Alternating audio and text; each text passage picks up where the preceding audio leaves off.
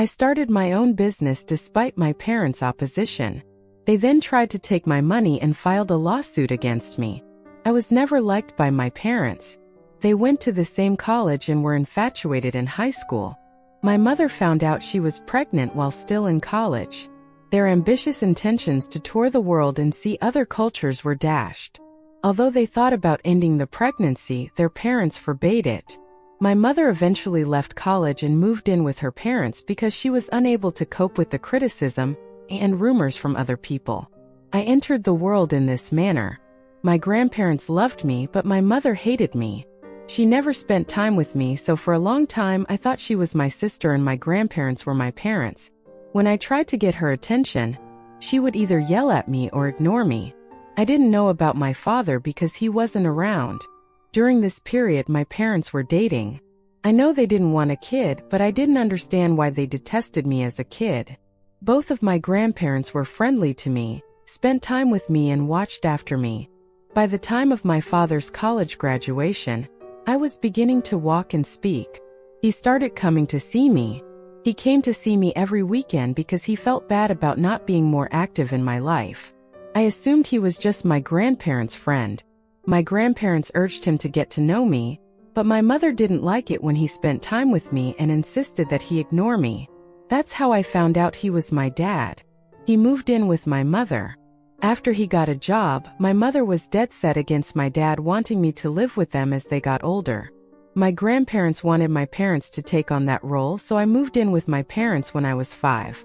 They only agreed to it reluctantly. It would be an understatement to say that I hated living with my parents. It felt like the light had been replaced by darkness in my life.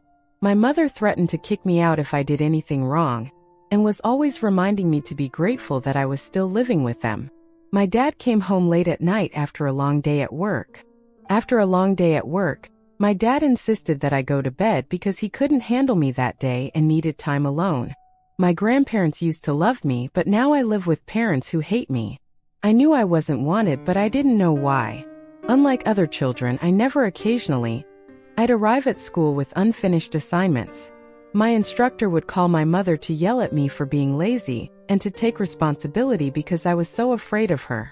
I started to complete my assignments meticulously in the hopes that one day she'd accept me. However, she never did. My father continued to live in his own universe, unconcerned with my everyday activities or academic achievement. As I got older, I realized the true feelings my parents had for me. I noticed that they regarded me differently than other children. I observed other parents. They'd embrace, kiss, and grin as they dropped their kids off. I never got that. I felt like I was living with strangers. I even started wondering if I was their biological child. So I asked my grandparents every time I went to see them. They confirmed that I was their child. They told me that my parents just needed more time to grow up. My mother never said anything mean. If I were in high school with you, I would have bullied you mercilessly. It was strange to hear my mother make fun of my hair, glasses, and weight. My mother refused to acknowledge that. I had a milk allergy, even though my grandparents knew about it. One day she made me drink milk, saying that children in her era didn't have allergies and that I was pretending to have one to be cool. I ended up in the hospital with a serious allergic reaction, which shook her up. She never gave me milk again after that. She was so upset when my dad yelled at her as well. My recovery involved a lot of talking. As my grandparents rushed to the hospital to be with me, my parents' attitude toward me changed after this episode. In the evenings, my dad would spend time with me and put me to bed, and my mother began getting me up for school and helping me get ready. They started treating me like a human being. I'm not sure what happened when I saw my dad invite me to watch football games with him, or my mom inquire about school. It was odd but enjoyable. I got to know my parents better through this. I didn't have any negative feelings towards them, so I think I was born with a lot of empathy. One of my favorite memories of the three of us is going to the beach on the weekends. My parents started showing me some love, and I stopped feeling envious of the other kids in my class. My mom's mom taught me how to crochet. When I was 15, I realized I had a natural talent for it. My granddad had passed away by then, And my grandma was making a few $100s a year selling her beautiful handmade crochet items at the local craft market. I was really drawn to the intricate designs and vibrant colors she used. She used a lot of different colors, and I was really interested in all the different aspects of her work. I got really into making one-of-a-kind and customized items. As I spent more time developing my crocheting abilities under her guidance, I decided to try selling my own crocheted goods. I was inspired by my grandmother's. I got the idea to sell my own crocheted goods after seeing how well her artwork was doing at the same neighborhood craft market. My grandma was really encouraging, so I set up a tiny stand and got ready to take on the world. The feedback I got was incredible. I could make money from my interest. As soon as people found out about my talent, students, acquaintances, and even locals began placing special orders. Customers were really interested in the idea of owning something handmade and unique. Each piece I created told a story about my abilities and inventiveness. I was excited to see how far I could push the limits of conventional crochet. I started experimenting with new techniques.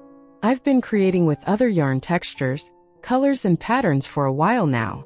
I started out with basic blankets and scarves, but I've since moved on to more elaborate wearables and home decor pieces. My skills have really developed over time, and I've been encouraged by all the positive comments and repeat business. My grandma advised me to open a savings account to help me manage my money better. When I started earning a decent income, she suggested that I put my salary aside for college. My parents were pretty shocked to learn how much I was making, and they were even more surprised when I told them I was making a living from crocheting. They'd always considered it to be a pointless pastime. They were shocked to see that I was earning a lot of money for my age. My mother told me I couldn't go to my grandmother's house, and my father said he'd burn all my crocheted items. He said he wasn't working hard to pay for my school, so I could waste time on stupid things. When I told them that the money I had earned was with my grandma, they called her and started shouting at me, despite my parents insisting that they should have every penny. My grandma refused to give them anything when she discovered they were attempting to steal my money. This helped me realize that my parents were still as self-centered as ever. Despite everything that had happened, I was still determined not to lose the money that might be used to pay for my college education. I couldn't give up my love of crocheting. My parents' actions made me question whether they would even pay for my college education, so I decided to take matters into my own hands. I made a plan to spend every weekend working on my designs at my grandmother's house. My best buddy, who knew what was going on and gave me a hand, was the one I told my parents I was staying with when I was actually at my grandmother was a huge help in getting my company off the ground. To reach a wider audience, I also started using online channels like Facebook, Instagram, and TikTok. Social media has become a great way to interact with other artists and show off my work. The digital world gave me lots of chances to share my passion with people all over the world. My little stand at the neighborhood craft show grew into a successful internet business over time. As a co-owner, my grandmother helped me open a bank account in her name. I had complete faith in her, and because of her, I was able to she helped me set aside all of my money for college, even though my parents wanted to keep it for themselves. She had faith in me. My mother once looked through my phone without my knowledge and found out that I had an internet company. We got into a heated argument once she discovered that I was still running it behind her back. Their backs. My grandmother and I were both yelled at by my parents. They said they'd raised and taken care of me all my life and demanded that I give them all the money I'd made. I almost cried as I tried to explain that I wasn't hurting anyone, and that the money was for my college. He said he couldn't trust me anymore because I cheated on them. My mother wanted me to remove my Instagram page, but I canceled my account instead. I planned to start it up again once I was no longer under my parents' control. Then at 9 a.m. they imposed strict phone limitations. Until 4 p.m. and 12 a.m. until 8 in the morning. On top of that, they started tracking my whereabouts and looking through my online history. They sent me alerts if I looked up anything they thought was inappropriate, even harmless things like buying underwear. My parents would call me and my friends several times if I didn't come home right away after going out with them. I was only allowed to do that twice a week. They also stopped me from crocheting with my grandmother. Sometimes I was allowed to spend a few hours with her after school. If I didn't comply, they threatened to disconnect my phone and internet. Although I was only 16 and had no way of leaving, there were plenty of days when I just wanted to escape. My parents agreed to let me work part-time at a nearby cafe in exchange for a quarter of my profits. I gave them their weekly allotment and sent my grandmother the remaining 75% to be. I had my wages paid into my bank account. My parents made my life difficult by frequently entering my room at odd hours to check on me, reading through my emails and chats, and keeping tabs on where I was. If I disobeyed their rules, I was grounded or made to give them a larger portion of my wages. I was determined to get into a good college, as it would be my ticket out of this situation. Despite everything, I concentrated on doing well in school. I packed everything I had purchased for myself the night before my 17th birthday, leaving behind things my parents had given me, like my phone. I cleared my phone to be sure they couldn't follow me or discover any details about my plans. I was finally able to move in with my grandmother when she came to take me. When my parents saw me go, they became irate and began fighting with my grandmother, threatening to call the police. I was now 17 and could make my own decisions. I told them to go ahead. They threatened to tell everyone that I was an unappreciative daughter in an attempt to blackmail me, but I didn't care. Additionally, they threatened to stop providing any financial aid for college, but I grinned since I knew I had saved enough. I was really excited to get some money to qualify for a scholarship. I was also feeling a bit anxious and relieved as I left the house. I had no idea that my path would soon take a surprising detour. It was really nice to spend the first few weeks at my grandmother's house. I was finally free to breathe again. I started by getting a new phone and a new number. Then my grandmother and I went to the bank to change my minor account to an individual one. Being able to use my own card and account without anyone's consent made me very happy. I started crocheting again, so I revived my Instagram account. My grandmother was really encouraging and even offered me a tiny room in her home where I could erect a temporary studio. A week after I moved out, I received word from neighbors and family that my parents had celebrated their newfound freedom with a party. My parents were really pleased to have a new family life without me. They shared lots of photos of themselves having fun and drinking all night long. They even invited their friends who don't have kids. At first, I found out about the party just 1 week after I left. It was a bit of a shock. It was a stark reminder of how unwelcome I had been in their lives when they found out about the event. My dad's parents were equally taken aback and got in touch right away to find out what had happened. Once they had my new number from one of my cousins, I told them the truth about my connection with my parents. I told them why I left. When they heard about the abuse, they were shocked and asked why I hadn't contacted them for help. I explained that my grandparents and a few friends were the only people I could talk to, because my parents wouldn't let me. At this point, my dad's parents told me. They said that my parents had never wanted me at all after I moved in with them. They thought my parents had changed, but they were wrong. They asked me to forgive them for not supporting me. They also spoke to my grandmother, who told them about the many arguments she had with my dad's parents. Decided to tell everyone in the family about what my parents had done. As word got out among family members and acquaintances, individuals began contacting one another to offer their support. I was surprised by how much empathy people showed for my situation. Some even offered financial assistance, but I turned them down and asked them to promote my crocheting business instead. This is how my company started to expand. I received a full scholarship acceptance to my ideal college. Around this time, a positive change in my life was on the horizon. My grandma lived close to the college, so I could go. I saw her every weekend to crochet or spend time with her. My dad's parents chose to give me their old vehicle as a gift, which meant I was able to see my grandmother more easily because it only required minor repairs. A friend of mine who was employed at a local newspaper contacted me to inquire about writing a piece about me. As there weren't many young company owners in our community, she thought my story might encourage other young people to pursue their own goals. I thought about it and agreed to the interview. I hope that if a child is in a bad situation like I was, they might read my story and be inspired. I thought it might inspire others, but I didn't think it was a huge deal because I still had a lot of work to do on my business. It seemed odd to see my journey highlighted in the paper when the piece was published, even though it was only a minor accomplishment. I felt proud of the effort I had put into my business in spite of all the challenges. For the first time in a very long time, other family members and friends began to contact me to congratulate me on my accomplishment.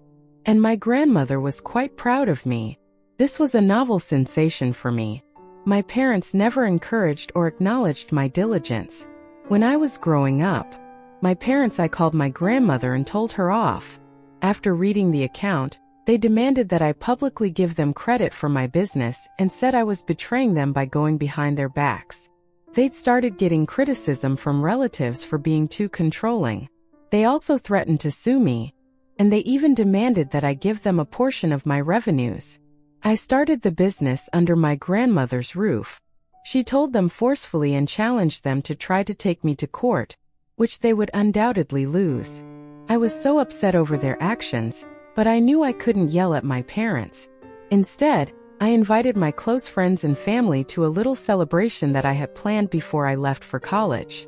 It was an opportunity to celebrate my business and hard work with people who truly loved me. I thought I deserved it. We had an amazing time, as you can imagine. My folks heard about it and managed to obtain my new phone number. They began emailing me, saying they wished they had never had me and labeling me an ungrateful daughter.